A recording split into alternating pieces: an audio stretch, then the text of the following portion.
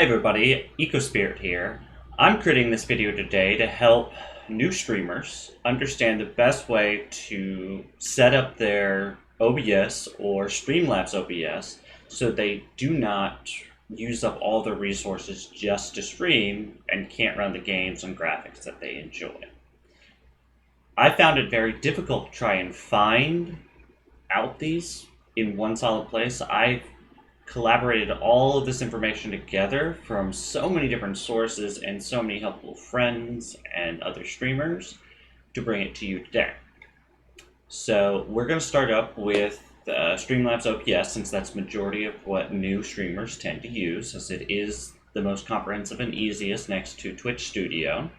And these tips and tricks can actually be used across every platform with every streaming program. So we're going to hop on over to that. So you'll see here, I've got just a very blank setup of Streamlabs OBS. Now you start out with your base scene. However you want to set up your overlays. Now say you want to add a moving background, like I have. Your first instinct is to go for a video. And those take up a lot of resources because Streamlabs OBS has to sit there and encode and decode all of the media. So a nice alternative is to actually use a GIF. So I'll pull up one of mine. Now, if I were to use the video, I'll do that first so you can see it. You know, you can see down here it instantly jumped up to almost 16% of my CPU just off that one thing. And yeah, it's dropped down now that it's started. But see, once it stopped, my CPU usage has dropped down to 4%. So that's almost 10% just from a media source. And since you want to have that looping, you're talking about, that's a lot of CPU usage if you're also trying to run a video game. So now if I were to change this and instead do the exact same thing, but as a GIF, you'll notice my CPU drops dramatically. And it's gone all the way down to, where it's only using maybe 2 or 3% of my CPU power. And I don't have the most up-to-date CPU. It's a good couple of years old now. So you don't have to have something brand new or top of the market to have graphic overlays that are animated and unique to you.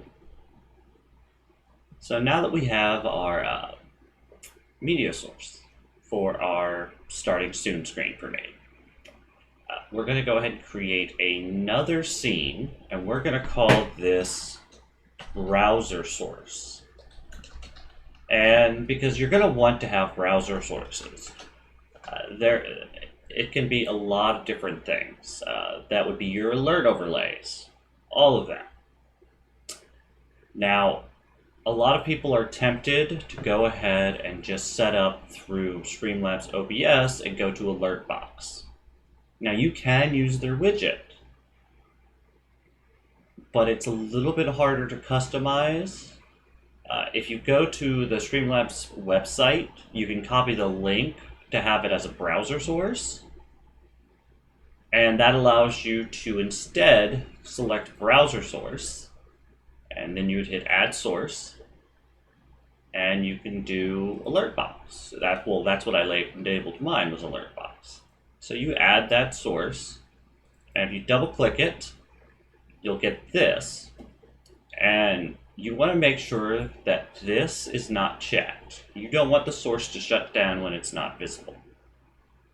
Because what we're going to do is we're going to put all of our browser sources So for me, it's, like a shout out video. So anytime I give anyone a shout out, it plays a little clip from their channel. The alert box trigger fires my sound commands. The emote wall, if you use Dixper, you can put that in there too.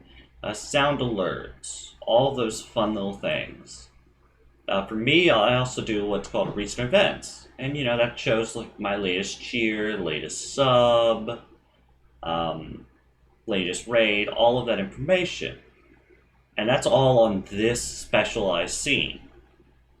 And that allows me to have all of this information on every single one of my scenes, but instead of having it bog down my resources by having it on every scene, now that I have it on this one, what I can do under my main scene now is go to add a new source, and you'll see here it says scene. You select that, add source, and then you choose browser source. Add it, and now you'd want to make sure you don't put anything in your browser source that you don't want on every scene. So say, like in my instance, I have a mascot who, yeah, I like him on every scene, but I may not want him on every scene. So I would create another scene just for him, and that way I could just do a browser source scene or a mascot scene just for him on the scenes I want to have him in. Now, for your sound alerts, alert box, all those, you want all those to be on the same scene as browser source, this right here. And that means that all of those alerts they'll be constantly running, yes, but they'll be running in such a way that they aren't using all your resources. So you can see, like, I've got the browser source running here, as you can see, and I've got this animation running, and my CPU usage is still under 10% on average. And what this does is it reduces the resource eating that Streamlabs OBS, OBS Studio, Twitch Studio, they all eat your resources to allow you to stream your games or content to your community. And by consolidating all those browser sources that you use to make your channel your own channel into a scene that you're just plopping into your other scene so it overlays on top of it, you're reducing the strain on your computer and therefore reducing the consumption of those resources so you can give your community better content.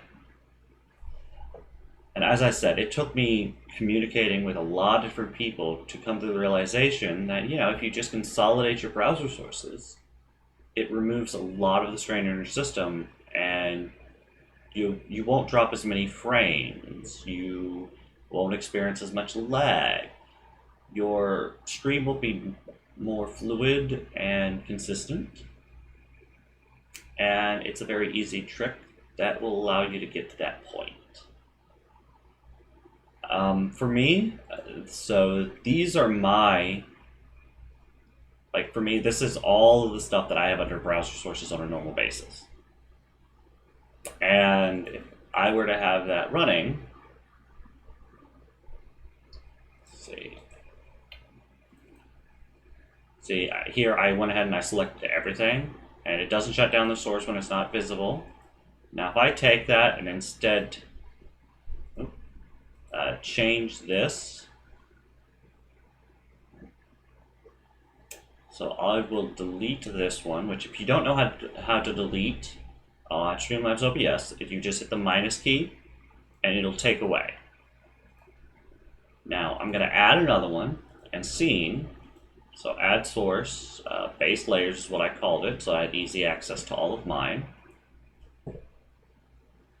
And that is allowing me to create.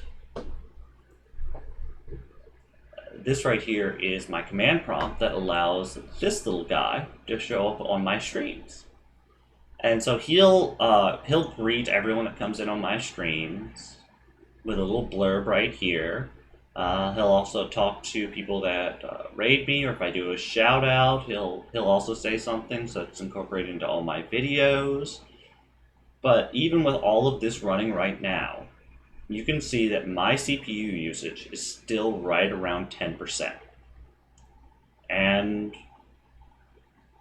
10% of your CPU usage just to run your streaming software is not bad. And you take into consideration, I'm running two different types of streaming software right now, one to record this and another to actually show you what I'm doing. So that shows you how much just cutting down where your browser sources are located will help you improve the quality of your stream while not taking anything away from it.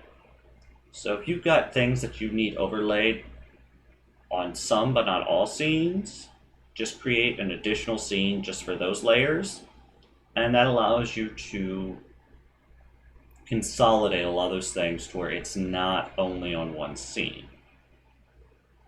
And it keeps them where it's, if there's a problem, you can just go to that one scene and be like, okay, what's going on here? And you can refresh that whole scene to refresh all of your browser sources at once. Or you can, just turn off all your browser sources and go to your base overlay.